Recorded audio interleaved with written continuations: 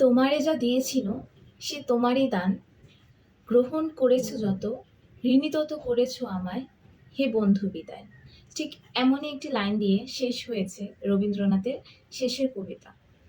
এটি কোনো কবিতা নয়, এটি একটি উপন্যাস, এবং আমার পার্সোনালি খুব ফেভারিট একটা উপন্যাস এই শেষের কবিতা।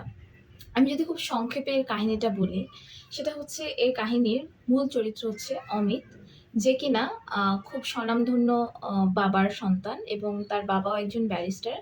তো পড়াশোনায় খুব ভালো দেখে সেও পরবর্তীতে ব্যারিস্টারি পড়াশোনায় মনোনিবেশ করেন, এবং ব্যারিস্টারি পড়তে তার বাবা তাকে বিলাতে পাঠান, এবং সেখানে সে দীর্ঘ ৭টি বছর থাকে, এবং বিলাতে তার ছেলে বন্ধুর চেয়ে মেয়ে বন্ধুর সংখ্যাই বেশি থাকে।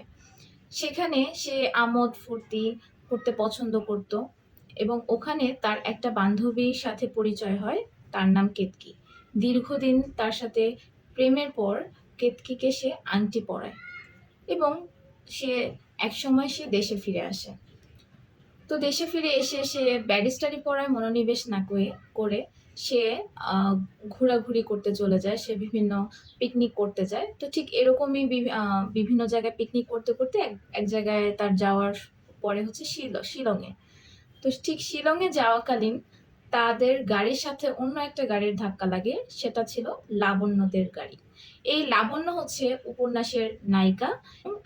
এই লাবণ্যের বাবা হচ্ছে অবনীশ দত্ত, যিনি কিনা একজন কলেজের অধ্যক্ষ, এবং লাবণ্যের মা মারা যাওয়ার পর তিনি লাবণ্যকে বড় করেন। এই লাবণ্যের একজন সহপাঠী, সে হচ্ছে শোভনলাল, এবং শোভনলাল লাবণ্যকে পছন্দ করে, কিন্তু লাবণ্য শোভনলালকে কখনোই ওইভাবে দেখে না, একটা বন্ধুর চোখেই দেখে। তো সেই যে গাড়ির ধাক্কা খেলো, ধাক্কার সাথে সাথে এরপর অমিতের সাথে লাবণ্যর পরিচয় হলো। আস্তে আস্তে তারা বন্ধুর মতো বিভিন্ন জায়গায় ঘুরতে থাকলো, এবং অমিত লাবণ্যের প্রেমে পড়ে গেল, এবং লাবণ্য অমিতকে পছন্দ করে, কিন্তু তার বিভিন্ন আচার আচরণ চরিত্রে সে বুঝতে পারে যে আসলে অমিত একটু অন্যরকম।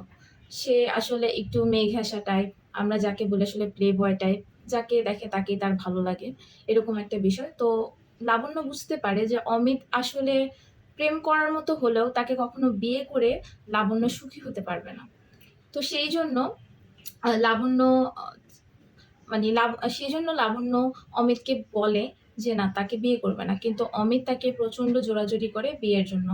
একসময় লাবণ্য বিয়ের জন্য রাজি হয়ে যায়, এবং তাদের বিয়ে ঠিক হয়। এই বিয়ের ঠিক হওয়ার কথা শুনে কেতকী বিদেশ থেকে চলে আসে অমিতের বোন শিশির সাথে। এসে কেতকী কান্নাকাটি করে, এবং তার দেওয়া আংটিটা সে ফিরিয়ে দিয়ে চেরাপুঞ্জিতে চলে যায়। যখন সে চেরাপুঞ্জিতে চলে যায় এবং সব কাহিনী লাবণ্য বুঝতে পারে, এবং লাবণ্য অমিতকে বলে যে তোমাকে কেতকী অনেক ভালোবাসে, এবং আমার মনে হয় তোমার কেতকীকেই গ্রহণ করা উচিত। কেতকীর কাছে তুমি যাও, তুমি তাকে বুঝাও। তো তারপর অমিত কেতকীর কাছে চলে যায়, এবং কেতকীর কাছে চলে যাওয়ার পর লাবণ্য সেখান থেকে কোনো ঠিকানা না দিয়ে শিলংয়ে চলে যায়। এখন অমিত আর লাবণ্যকে খুঁজে পায় না, কোনোভাবেই তার সাথে যোগাযোগ করতে পারে না। তারপরে কেতকী এবং অমিতের বিয়ে হয়। ঠিক এই সময় কিছুদিন পর অমিতের কাছে একটা চিঠি আসে, এবং চিঠিতে বলা থাকে যে লাবণ্য ৬ মাস পর শোভনলালকে বিয়ে করছে, এবং চিঠির পেছনের অংশে খুব সুন্দর একটা কবিতা দিয়ে শেষ হয়, এবং কবিতার কথাগুলো অনেকটা এরকম: কালের যাত্রার ধ্বনি শুনিতে কি পাও, তারই রথ নিত্যই উধাও, জাগাইছে অন্তরিক্ষে হৃদয় স্পন্দন, চক্রে পিষ্টে আধারের বক্ষ ফাটা তার ক্রন্দন, তোমারে যা দিয়েছিল সে তোমারই দান, গ্রহণ করেছে যত, ঋণী করেছ আমায়, হে বন্ধু বিদায়।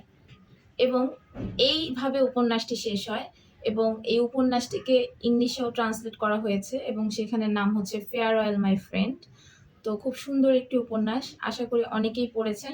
যারা যারা পড়েছেন, যাদের পছন্দের উপন্যাস, কমেন্ট সেকশনে জানাবেন। সবাইকে ধন্যবাদ।